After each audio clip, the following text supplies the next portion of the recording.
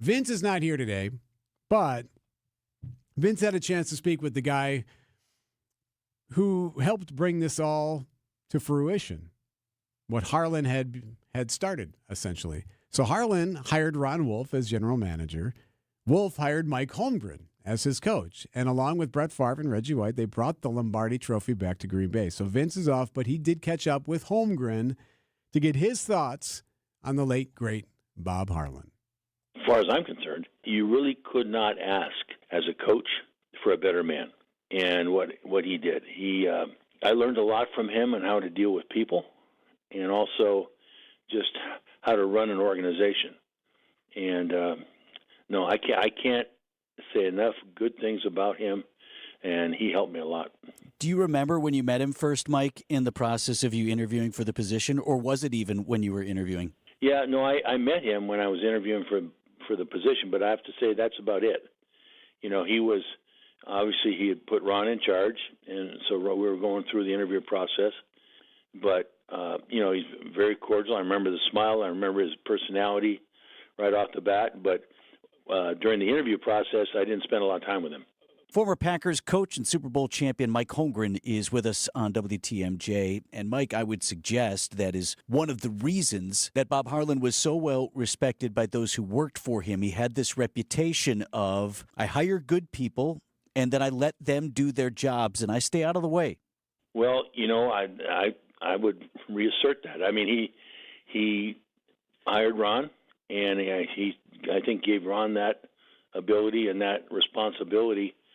And then Ron hired me, and it was the same thing. And I remember Bob, what I do remember really was he would come in. I'd probably see him once a week unless I had something on my mind where I'd walk down the other hallway to go see him. But he'd make a point of, he came into my office every week and just chatted for a while, and then he'd leave, but he'd go, what can I do to help you? What can I do? And I said, shoot, you know, coming from the president of the organization, that's pretty good stuff. He didn't say, I think you should draft this guy. He didn't enter into football stuff too much. He just came in and very positive. I knew he backed me up, which was nice. Talking with Packers Hall of Fame coach Mike Holmgren. As you look at some of the most significant times that I spent with him, coach, and it was when the whole stadium thing really picked up, the effort to create the Lambeau Field that we now know today. Sure. I remember going with him door to door as he campaigned across Brown County to try to get that referendum across the finish line. You know what? I can picture that, and that sounds like Bob. And just think of that for a second, because think of other executives in the league doing something like that. I can't name one. You know, they'd have people do it for him, but the fact that he did it, and it's Bob Harlan and it's the Green Bay Packers, that's a remarkable thing. And now the few times I've been back since I coached there to see what it's like. I remember visiting one time, maybe when I went in the Hall of Fame there, the whole place, the stadium, the offices. You remember my little office. I didn't even have any windows. Right. Yeah, and then, you know, it had changed so much. And Bob, that was Bob. And bless his heart. So that's Mike Holmgren talking about Bob Harlan with Vince. So as he has talked about before, Vitrano, Michelle, he went to St. Norbert. Yes. So, of course, that's just outside of Green Bay there. That's where the Packers used to stay during training camp. And Vince worked at the training camp during Holmgren's second and third seasons as head coach. And he's told the story a few times before of once fearing he was going to lose his job because he was like goofing around a little bit and being a little silly there, like during Packers training camp. Mostly because my co-host in the morning here, Eric, is demanding that I get confirmation for this story, or if perhaps you had any recollection of it. So I put him up. I told him he had to ask Holmgren about this. So here's a little bit of background. One of the Coach Holmgren's daughters, Emily, she also worked at training camp for a summer job. And like Vince, they were friends.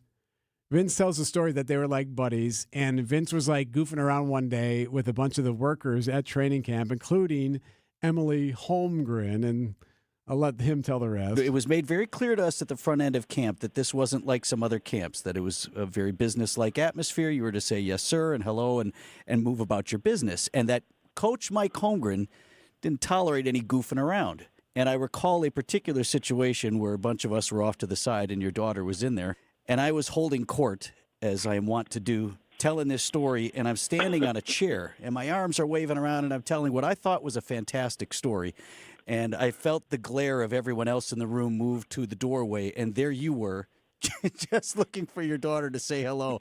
I thought I was going to get fired, man. Well, you know what? You're lucky you didn't. So apparently, Vitrano is lucky he did not get fired. Okay, I'll let Coach has a little bit more to say about it. Let me put it that way. But you know what? When you talk about changing a culture or doing things differently when you go into a new job, that's real. And in football, whatever it is, it wasn't necessarily training camp, but I wanted to run things a certain way. I grew up under Bill Walsh, and he ran things, and I copied a lot of them and developed some of my own. But that was my hope, and so. But you're lucky, man, that I didn't jump on you right away. You know what's funny is I can totally picture young Vince Vitrano standing there waving his arms around, telling a story. So then I said to the guy, oh, hey, Coach. Hey, hi.